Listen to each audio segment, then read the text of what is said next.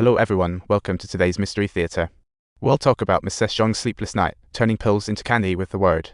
The officer may just represent boiling water, but the truth dances under the spotlight, with everyone hinting at Mrs. Zhong's involvement in old John's accident. Dad Chen drives along the bumpy mountain road like an adventurer, finally finding Sheng Hu's little den. Once inside, Sheng Hu said he won't hide anymore. After all, the thief cries catch the thief. He gave teacher Zhong a large dose of sleeping pills, and will be caught soon. Dad Chen warned Sheng Hu that such thoughts are indeed dangerous. Old John didn't die from sleeping pills. Before he could finish, the door burst up. Dad Chen is here to catch the other man, having hidden in the trunk earlier, and now Sheng Hu is as nervous as an excited rabbit.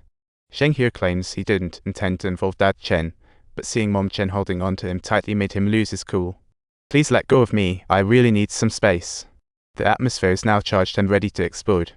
On his way to the precinct, Xiao Lu gets a call from the coroner, who notes the sleep pills at Mrs. Zhong's match all Zhong's.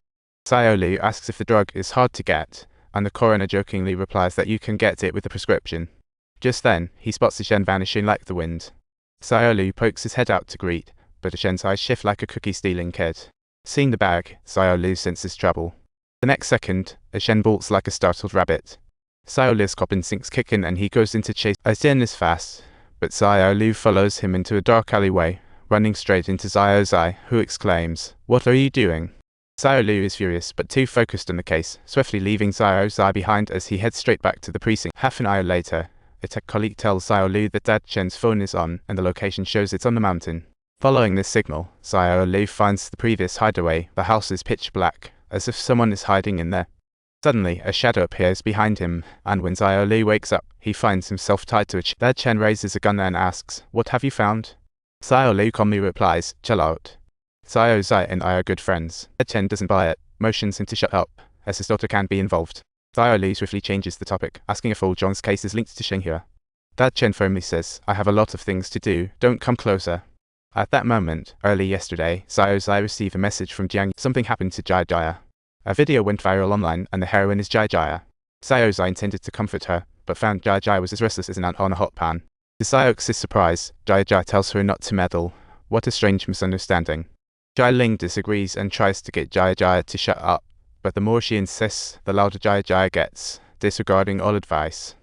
Xiao's brain is buzzing with confusion. What does Jia Jia mean?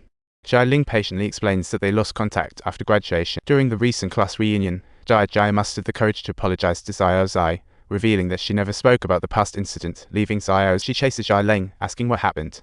Jia Ling shakes her off. Xiao Zai rushes after in a hurry. A memory suddenly resurfaces, as if her parents were deceived by a con artist, and they too suffered, all shrouded in mystery. Xiao Zai goes to teacher Zhong to apologize, but is fiercely questioned by his wife, while Dad Chen labels her a lunatic. On the way home, Xiao Zai can't help but ask what really happened, and Dad Chen slowly rises, as if he's about to reveal the truth. Xiao Zai, a couple of days ago, Mrs. Zhong said Sheng Hu is the main suspect in teacher Zhong's murder. Mom Chen yelled furiously, "Don't believe that woman's lies." As Zhen rushes out, demands Xiao Zai return to her room, and she feels on the verge of collapse. What secrets does this family hide? I tell you, Mom has mysterious superpowers. No, you can't let go of. Xiao Zai asks, "Where am I?" The officer pauses and says, "Of course, it's the police station, the game of musical." A few days ago, Xiao Zai was in an accident with a hit-and-run truck driver. Everything is clear, now the rest is up to them. Xiao Zai exits the precinct dazedly. Ming rushes over and asks, "Where's the Zheng?" He looks innocent. The doctor keeps reminding Xiao Zai to take good care of herself, stating she's somewhat dissociated and has lost touch with reality, feeling as though she's wandered into a dream. Suddenly Dad Chen's call comes in, ordering Xiao Zai to deal with the Zhen's mess.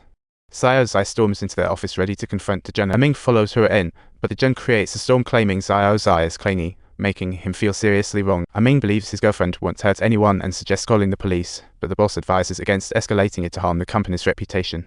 Xiao Zai catches onto the boss implication and warns the Zhen on her way out. This incident is far from over. Back at home, Ming offers to stay with Xiao Zai, but she wants some alone time, making Ming even more suspicious of her behavior. Xiao Zai is like a lone weed, friendless and family-less. Heartbroken, Ming seeks answers at the orphanage, but the director provides strange info.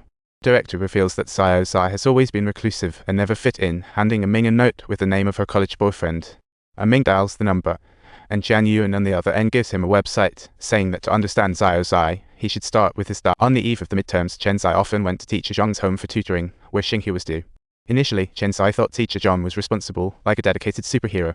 Gradually, some actions of Teacher Zhong began to baffle her, transforming from superhero to a chaotic clown.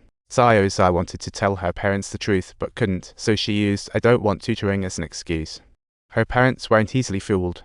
As the midterms drew nearer, Xiao was forced out the door, running into Xinghira, who seemed to have something to say but forgot. She braved a torrential downpour to reach Teacher Zhong's house, soaked to the bone, her white shirt turning transparent, resembling a newly launched fashion show. Teacher Zhong tells her to wait in the kitchen, and he walks in with a towel, gently closing the door, as if about to unveil a big secret.